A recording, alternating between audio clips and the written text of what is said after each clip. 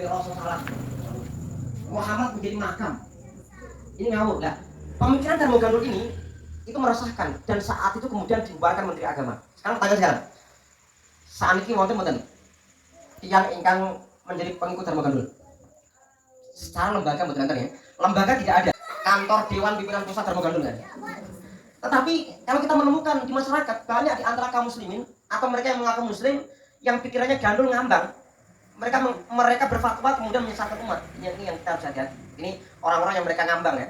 Dulu ada di Solo ada ya. Ada sekarang kalau mau tawaf muter di Gunung Lawu lah. Ngawur nih. Dulu ada yang mengatakan ini seorang tokoh di nasional ya. Salah satu ormas Indonesia. Dia mengatakan setelah gara-gara korban di Mina dia yang banyak korban itu, dia mengatakan kalau seperti ini berarti kita sekarang mendingan menyemarakkan atau mengusulkan haji di luar musim haji. Ini kan ngawur ya. Orang mengatakan al-haji asyhurul ma'lumat. Yang namanya haji ya bulan yang sudah ditentukan. Enggak boleh orang haji di luar bulan haji ya. Tapi ada orang yang ngawur. Ada lagi misalkan bagian yang sama dengan laki-laki. Ini padahal Quran mengatakan Tilka ini tuh hadil untayain, satu laki-laki sama dengan bagian dua perempuan. Logikanya apa? Kenapa laki-laki mendapatkan bagian seperti dua bagian perempuan? Kenapa? Pertama, kalau seorang laki-laki dia punya dapat dua bagian, yang satu untuk istrinya, yang satu lagi diminta lagi, habis juga. Artinya apa? Allah Subhanahu Wa Taala sudah menyampaikan hukum dengan seadil-adilnya begitu. Kemudian di antara kelebihan Al-Quran adalah Al-Quran ini kitab yang di sana ada mukjizat. Kenapa dikatakan mukjizat? Al-Quran ini menantang dari generasi ke generasi. Mereka siapa yang bisa membuat Quran, silahkan buat. Quran mengatakan datangkanlah semisal Quran, dalam Al-Isra ya. Datangkanlah 10 surah saja. Dalam surah juz 11 ya, juz 11. Juz 12 berarti surat Hud ya. Datangkanlah satu surat dalam Al-Baqarah. Dari semua tantangan ini kita tidak pernah menemukan seorang yang bisa memalsukan atau bisa meniru Al-Quran Karim di zaman Rasulullah sampai nanti ila yaumil qiyamah, sampai hari kiamat. Di zaman Rasulullah SAW ada seorang bernama Musalamah Al-Kadzab. Musalamah Al-Kadzab ini seorang pendusta, pembohong yang dia mengaku sebagai nabi dan mengklaim mendapatkan wahyu. Dia mengatakan aku mendapatkan wahyu. Mana wahyunya? Dia mengatakan ya binta binta'in, wahai kodok anak dua kodok. Ini kira-kira ini wahyu apa ini? Kemudian di era modern itu ada namanya Mirza Ghulam Ahmad di India. Dia mengaku hafidun inna nahnu tamanstuhni kita ikun nazzalna nurunati kita adzikra al-Qur'an wa inna lan tamanstuhni kita lahu maring Qur'an ikulah hafiduna. Teman-teman jogo Allah langsung menjaga Al-Qur'an. Makanya Al-Qur'an ini sangat terjaga sekali. Terjaga dengan bantuan para penghafal Qur'an dan tentunya karena memang Allah yang menjaga Al-Qur'an tadi.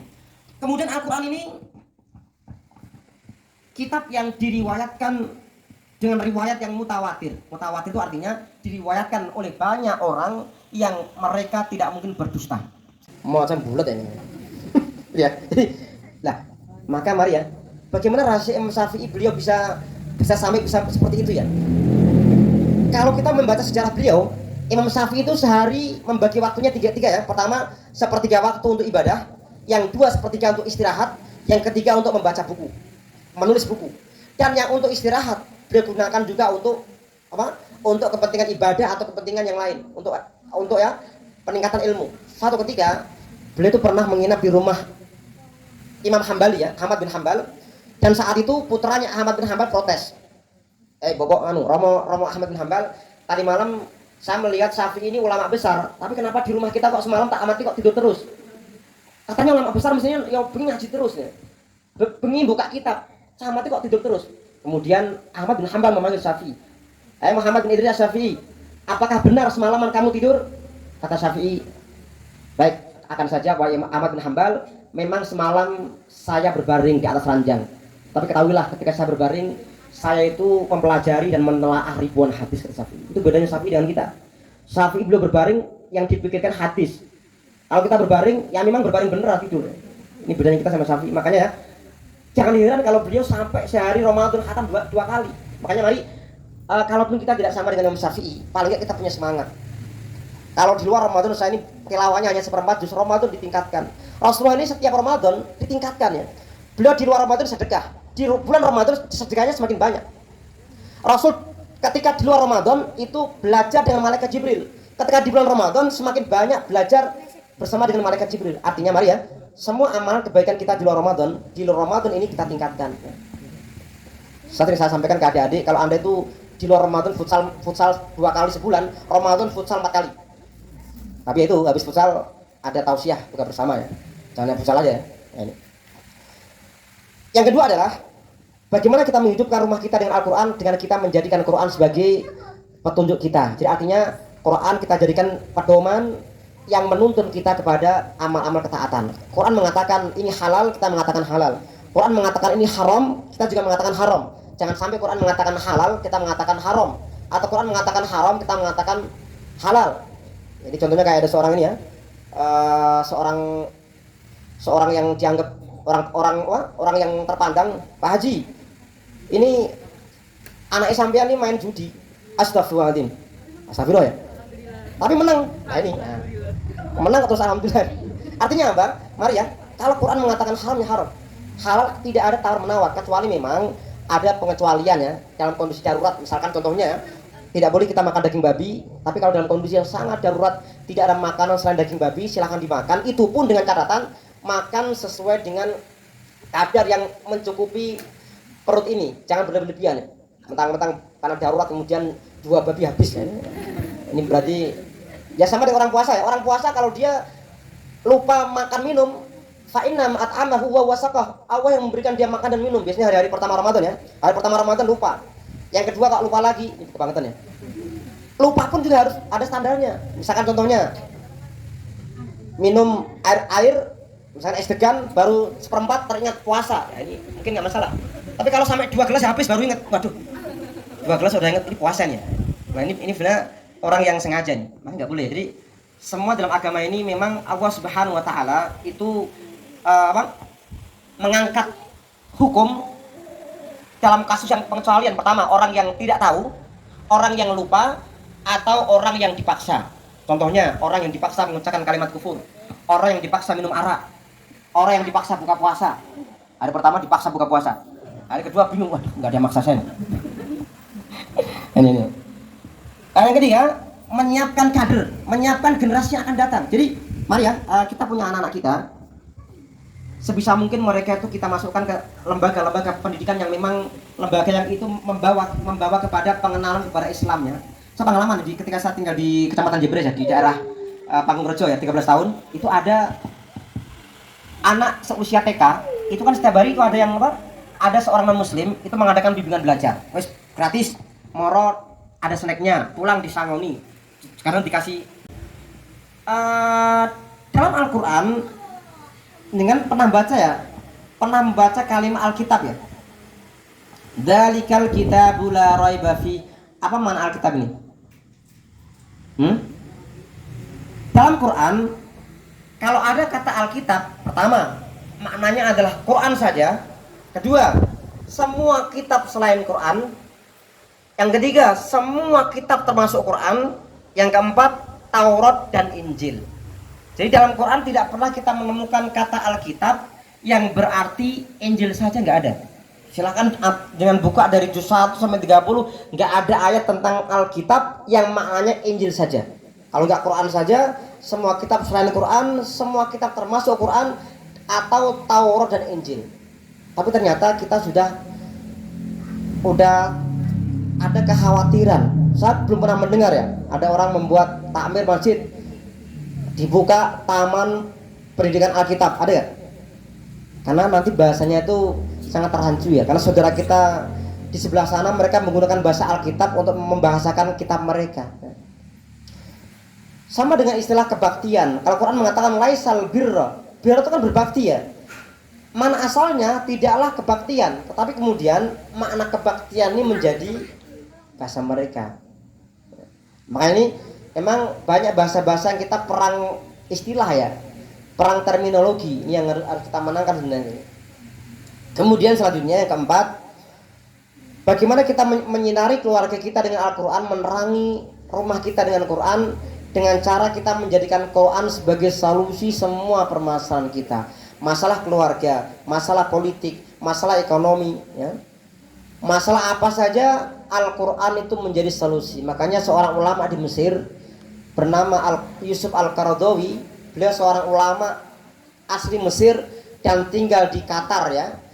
Beliau menulis buku judulnya adalah Al-Qur'anu huwal hallu.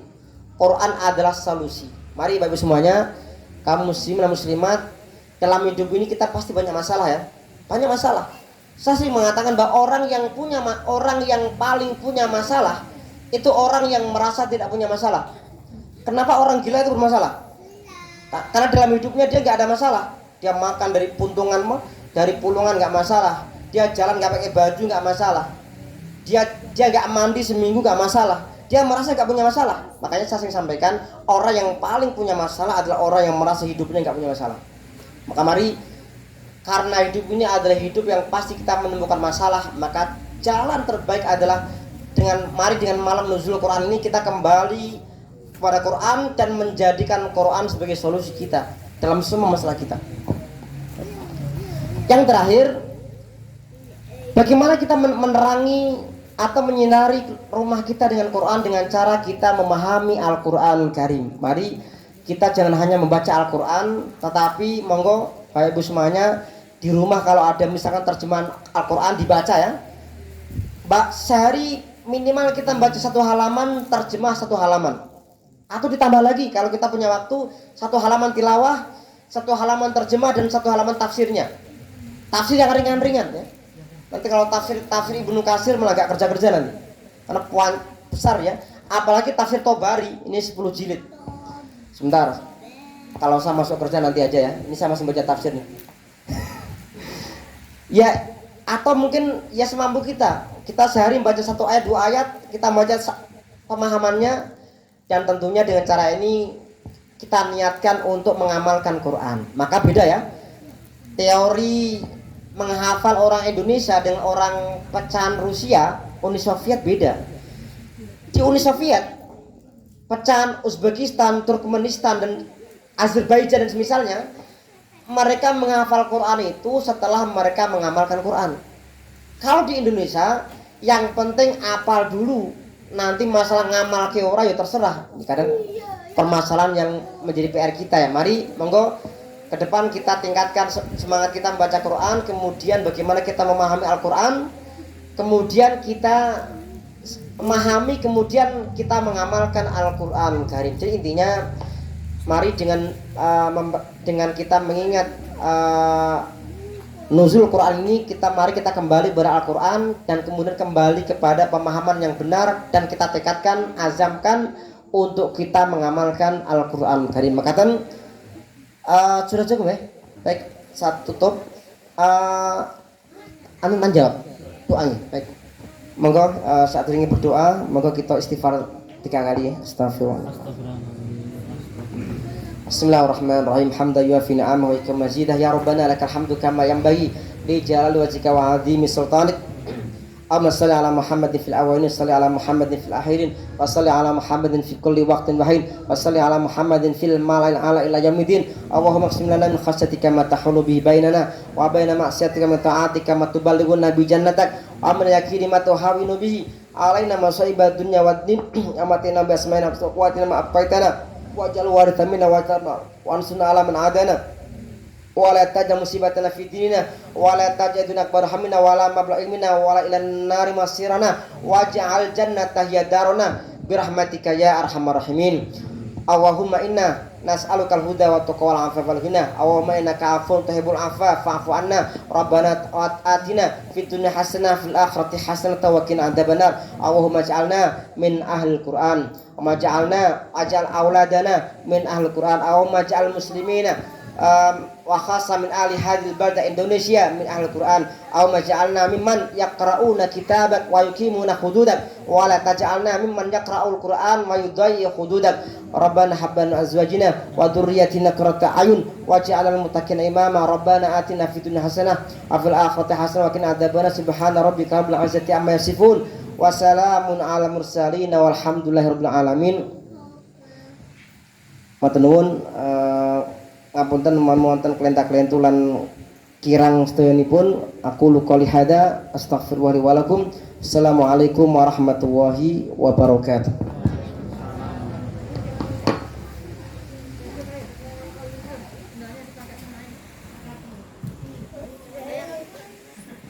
Penutup, marilah kita tutup dengan hamdalah bersama-sama. Alhamdulillahirabbil alamin.